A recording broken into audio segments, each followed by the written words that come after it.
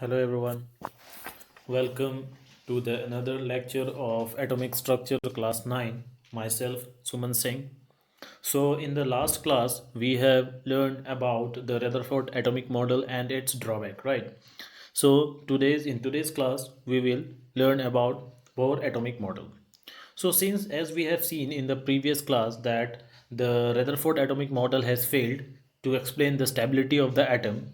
So one scientist named Neil Bohr, so in 1913 he has explained the stability of the atom in different manner, okay?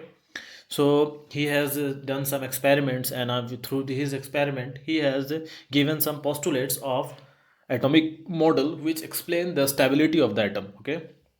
Because we know that in Rutherford atomic model we have easily understood that atoms and proton and neutron is in the middle of the in the center, which is in the nucleus, and the electron revolve around the nucleus, but it failed to explain the stability, right? So but Neil Bohr has explained the stability of the atom. So what was his postulates? We will see one by one.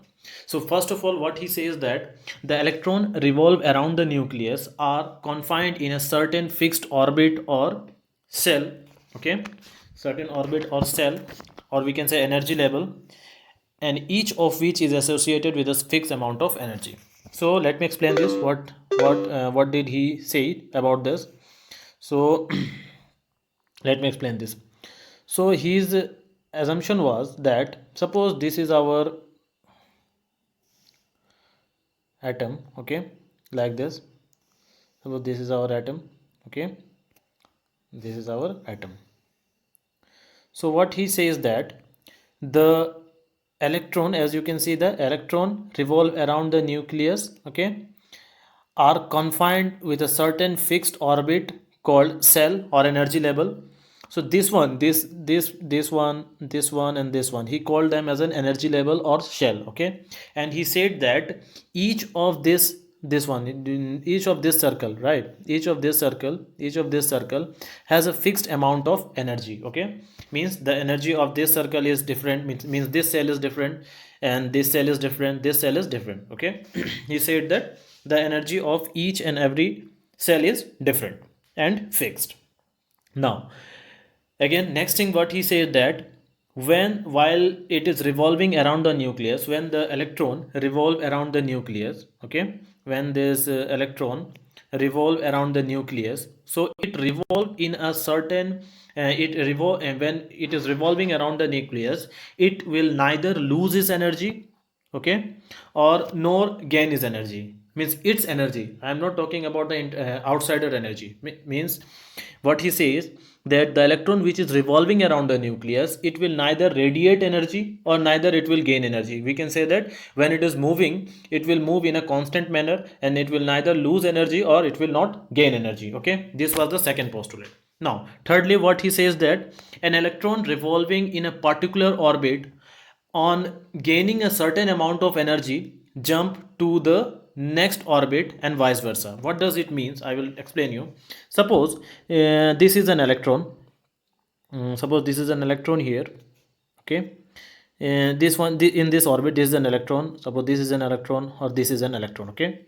So what will happen if we are supplying some external energy to this electron, okay, or we can say to this atom. If we are supplying some external energy, so what will happen after gaining the energy which we will supply to this atom? This electron, what it will do after gaining the electro energy, it will jump to the higher energy level, okay. After gaining the energy, it will jump to the higher energy level like this. Either it will jump from here to here, or it may jump from here to here, or it may jump from here to here, or it may jump from here, or it may jump from here to here, okay. So what that he says, electron revolving in a particular orbit, on gaining the energy, if you are supplying energy, so it will absorb a certain amount of energy, okay, and it will jump to the next orbit, okay. After gaining certain amount of energy, it will jump to the next orbit, either here or anywhere, okay. Now, and next what he says, suppose one electron is here. Suppose in this orbit, one, sorry, in this electron there is one, in this Suppose, now again what he says, let me explain again. Now, secondly, what he says, if if one electron is here, another one is here, or here, or here, like this, okay, or here, or here, or here, like this, okay. So what he says, when it will gain energy, it will jump to the higher energy state, as I have already explained you. But if we are losing the energy, okay, if we are decreasing the energy, then what will happen? It will jump from here, or it may come here, okay, or it may jump to this place, or this may jump from here, it may jump here, it may jump here, or it may jump here, okay, it may jump here, or it may jump here. If we are decreasing the energy, then it may jump from here to here. So what does it means? That if first of all, if we are not supplying any energy, then it will revolve in a particular orbit. But if we are giving any energy to an electron, to an atom, so what will happen? The atom may jump from higher energy level to lower energy level, okay. Or if you are decreasing the energy, so it may jump from the higher energy level to lower energy level. If we are increasing the energy, it will jump from lower energy level to higher energy level. And if you are decreasing the energy, then it will jump from higher energy level to lower energy level, okay. I hope you have understood this. Now, what Bohr has done, Bohr has given a name to each cell, okay. I will tell you how. Let me draw it again, or yes, let me draw it again, okay. Bohr has, what he did, he has suppose like this. He has, what he has given the name, we will see that the name. Suppose this is a nucleus, this is the first orbit, okay, this is the first orbit, this is the second orbit, okay, this is the third orbit, okay, this is the fourth orbit, okay, and this is the fifth orbit, like this, okay. So each orbit or cell he has given the name. So the first orbit,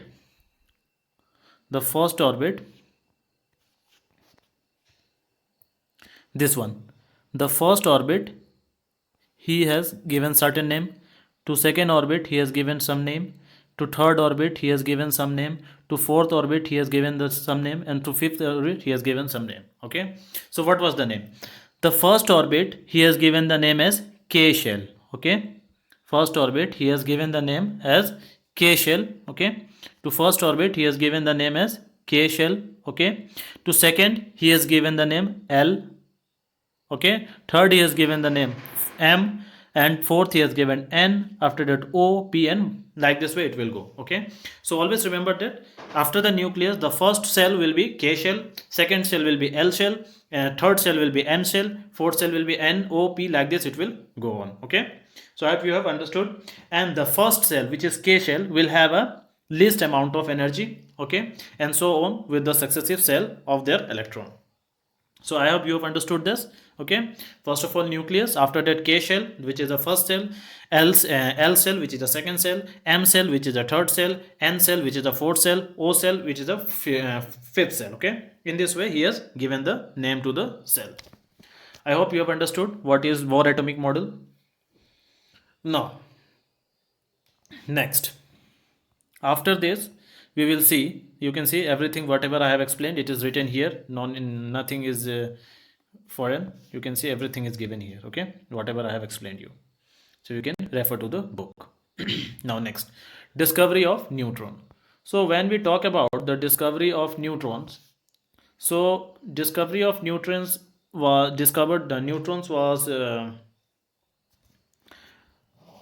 discovered by James Chadwick, okay. So how this neutron was discovered, okay. So by now what we know that atom contains what? Electron and proton, okay, and the atomic mass of the electron is negligible. This one we have done, okay. So therefore what we can say, an atom of an, suppose we are taking the example of helium. So what we can say, the atom of the helium, which contains how many proton? 2 proton, because its atomic number is 2. So and always remember that atomic number is equal to number of proton, okay. Atomic number is always equal to number of proton. And if the atom is neutral, at that time it can be atomic number is equal to number of proton or number of electron. Okay, so first of all we will see, we will just give a priority to number of proton. So always remember that atomic number is always equal to number of proton. Okay, so since just imagine that since the helium has an atomic number of 2, right? So if the at a mass of the electron is negligible, so when we use to when we will calculate the mass of the helium, it should come 2 because 2 proton is there. But when we have calculated this, we have found that the mass of the atom is not 2, the mass of the helium is not 2, it is 4 AMU, atomic mass unit. Okay, 4 atomic mass unit. So by this time James Chadwick in 1932 has thought that there must be one more particle present inside the nucleus whose mass is almost equal to that of the proton. That is why we are getting the mass double to the proton, because number of proton was 2 and we are getting number of mass is what, 4, right? So there must be some particle inside the nucleus which whose mass is exactly equal to that of proton but with no charge. Okay, as we know that proton is positively charged, electron is negatively charged, but there must be some particles, there must be some particles which is neutral and has a mass exactly equal to that of the proton. Okay, and that particles he has given the name as neutron. I hope you have understood this. Okay, so how he has discovered this? So he has done a very simple experiment. What he did, he has taken a thin sheet of beryllium. Okay, he has taken, suppose he has taken here a beryllium sheet like this. Okay, very thin sheet of beryllium, and in this thin sheet of beryllium he has bombarded an alpha particle. Okay, alpha particle, as we know that the mass, when you will calculate the mass of the alpha particle, it is approximately equal to the helium atom. Okay, mass of the helium atom. Okay, so when he bombarded this when he bombarded a high speed alpha particle to a thin sheet of beryllium, he found that there is a particle which is neutral, and that neutral particle he has given the name as neutrons. As you can see here, the formula, beryllium plus, here you can see the formula, right? As you can see here, this is the formula. Okay, so now what is the properties of this neutrons? So property is very simple. This particle was found to be deflected, this particle was found that it is not deflecting with any magnetic field or electric field, means that this particle is electrically neutral. Okay, as you can see here, this particle is not deflected, this particle was not was found to be not deflected by any magnetic or electric field, proving that it is electrically neutral, right? Next what he did, he saw that its mass is equal to, what he told that its mass is equal to almost 1.676 into 10 to the power minus 24 gram, which is equal to 1 AMU. Okay, so this is the properties of neutron. I hope you have understood this. Okay, so now atom. Now we will discuss about the atom. So now from this experiment or whatever we have seen, we have came to know, we have got some idea. Okay, so what is this atom, or and in an atom, what is present in an atom? Okay, so we know that atom is built up of, we came to know that atom is built up of number of subatomic particles. Okay, and the 3 subatomic particle is what? Electron, proton and neutron. Okay, and this particle, when we will see the structure, there are two structural part of an atom, the nucleus and the empty space. Okay, in which there is an imaginary path called orbit. Well, let me tell you one thing. When I have drawn like this, nucleus here, first orbit, second orbit, third orbit, like this, always remember that this orbit are imaginary line. Okay, this is not like this, there is a path or road in beside the atom, behind the atom. This is not like this, this line is imaginary line. Okay, this is an imaginary line in which the electron revolve. Okay, so this was about the atomic structure. So now one by one we will see. Now before that we have came to know that nucleus. About the nucleus is what? The proton and neutron, collectively it is called nucleons, okay, are found in the central part of the atom, we know that. And the orbit, the circle is just an imaginary path where the electrons revolve around the nucleus in an atom, okay. So I hope you have understood this. Next, when we talk about the atomic number, okay, so atomic number is nothing but a number of proton in a nucleus. If there is a, if any atom is given and we have to find the number of atomic number, its atomic number, just simply see that how many protons are there in that atom, okay. If the number of proton will be exactly equal to number of atomic number, okay, atomic number is equal to number of proton. As you can see here, an atom is an imaginary, an atom in an element has its own characteristic number of proton in its nucleus, which distinguishes from the atom of other element, okay. Now this characteristic number of proton is called atomic number. It is denoted by Z, as you can see here. And if there is given a neutral atom, then always remember that atomic number is equal to number of electron as well as number of proton, okay. If there is a neutral atom, as you can see, number of proton is equal to number of electron in a neutral atom, okay. So I hope you have understood what is atomic number, okay. Now next, I will give you one formula. From here you can easily find out. Suppose there is atomic number is given like this, okay. Suppose Z is given, okay. So Z is what? Atomic number, okay, and which is always equal to number of proton and electron, okay. And mass number is denoted by A, okay, which is equal to what? Neutron plus proton, right? I hope you understood this. And if you want to find the number of neutrons, how you will find? Simply number of neutron N is equal to what? Atomic mass minus atomic number. These three formula you keep in mind, okay. And this formula is also given here. You can see this, okay. You can see here this formula is given here, okay. So this was some of the idea about the atomic number. Now we will see mass number. So mass number, as I have already told you, mass number is what? The total number of proton as well as neutron present in the nucleus. As you can see, it is written here. The mass number of an element is the total number of proton, neutrons present in the nucleus, and mass number is denoted by A, okay. Now next is mass number, however, is an whole number, approximately the atomic mass calculated in the atomic mass unit. I hope you have understood this. Now next, distribution of electron in an orbit, that is Bohr-Bury scheme, okay. So always remember that the distribution of electron in a different shell is called electronic configuration. Means what? When we are drawing like this, okay, when we are drawing like this, the first orbit, second orbit, okay, third orbit,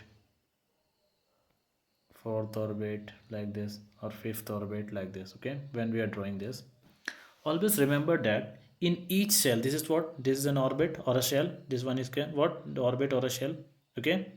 So in each shell, the number of electrons is different. Means what? You can say in the first orbit only 2 electrons can accommodate, okay. Always remember that.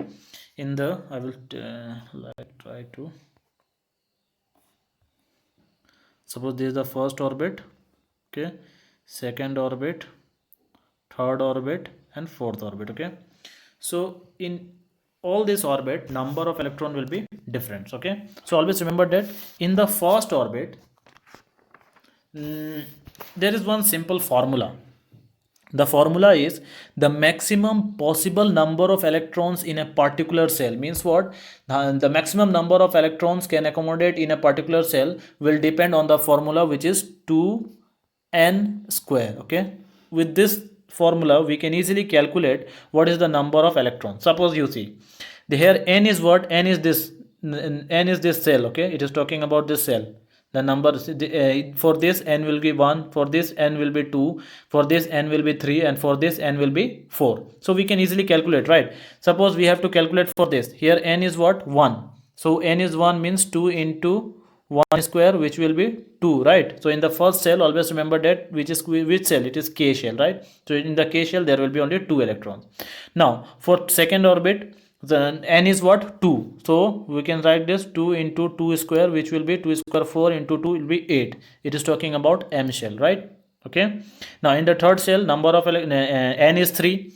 3 square is 9. 9 into 2 is 18. Means in the third shell, 2 into 3 square, which is 18. So in the third cell it will be 18, and it is talking about K, sorry, here L, and it is talking about M. Okay, as you can see here, in the first orbit, K shell, which is 2 into 1 square, is 2 electron, can accommodate. In the second orbit, you can see 2 into 2 square, 8 electrons can accommodate. In the third orbit, M shell, 2 into 3 square is 18 electrons can accommodate. In the fourth cell, 2 into 4 square, that is 32 electron can accommodate. Okay, so always remember that K shell means 2 electron. First, in the first cell there will be only 2 electron. In the second cell there will be an 8 electron. In the third cell it will be 18 electrons. In the fourth cell there will be 32 electrons. Okay, all of you have understood this. Now next, if now we will see from here. Now when we see the accommodation of electrons, electrons are not accommodated in a given cell unless the inner cell is filled. Means what? Suppose there is a 3 electrons, okay, in an atom.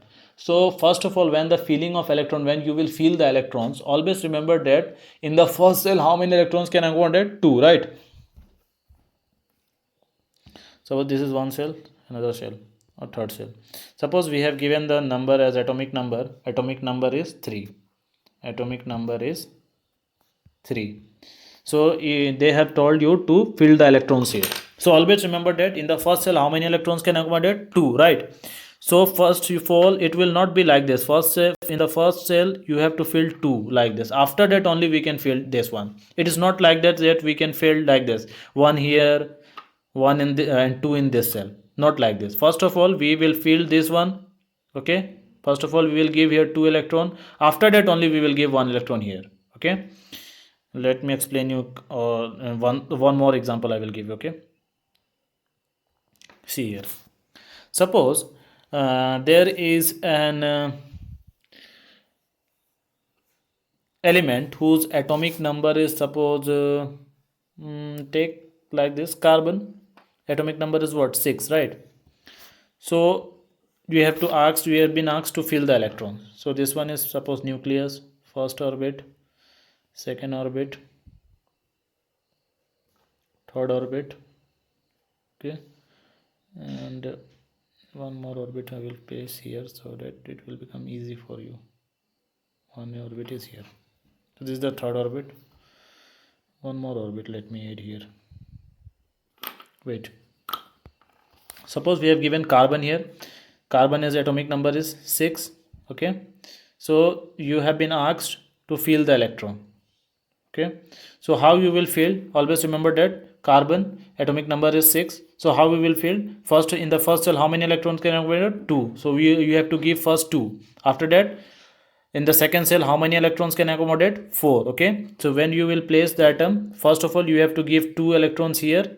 Okay, after that only you will give 4 electron to this, 1 2 3 and 4. Okay, you can't do like this. You can't give like this. You have given only 1 to him, and you have given 5 to him. Okay, it will not be like this. Or it will, if we can't do like this, we are directly, you have not given any electron to this, and you have directly you have done 6 electron you have given to him. It will not be, it is not the rule. Okay, first of all we have to fill the inner orbit. Okay, first of all, inner orbit, how many inner orbit, how many electrons can accommodate? 2. So in an orbit you have to fill 2. After that only you will fill here 8. Okay, I hope you have understood this. Okay, now you can see here one example is given, for example of magnesium. So when we take the example of magnesium is atomic number is what? 12, and atomic mass will be 24. So for 12, how we will place this? So first of all we will draw here, let me draw this here, one electron. This is a nucleus, this is the first orbit. Okay, this is the second orbit.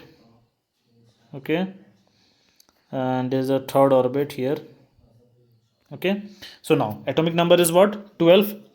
So 12 means for in the first orbit K shell, how many electrons can accommodate? 2. Now in the L cell, how many electrons can accommodate? 8. Now in the fourth cell, 18, right? 18. So here it is only 12. Atomic number is 12, means 2, 8 and 2, right? So it will be 2, 8 and 2. I hope you have understood this. So how we will place this? First of all, the rule is you have to give this K shell 2 electron first.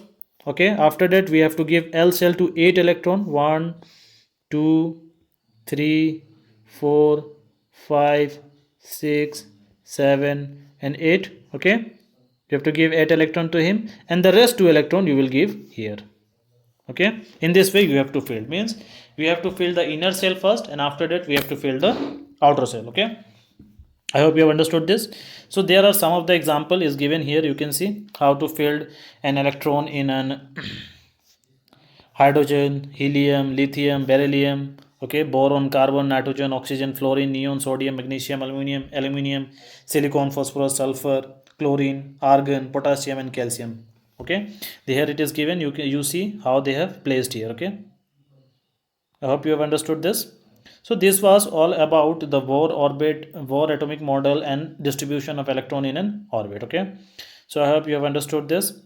So now in the next class we will see the valence electron or valency. What is valency or valence electron? Means we are just entering, we have completed here, what we can say, here we have completed our atomic structure, and we are just slowly moving towards the chemical bonding. Okay, so here we have completed our atomic structure. Now we will to see the next second part, which is a chemical bonding. So for entering into the chemical bonding, we have to start with the valence electron. Okay, so from the next class we will start valence electron, and this is just a starting of chemical bonding. Okay, I hope you have understood this.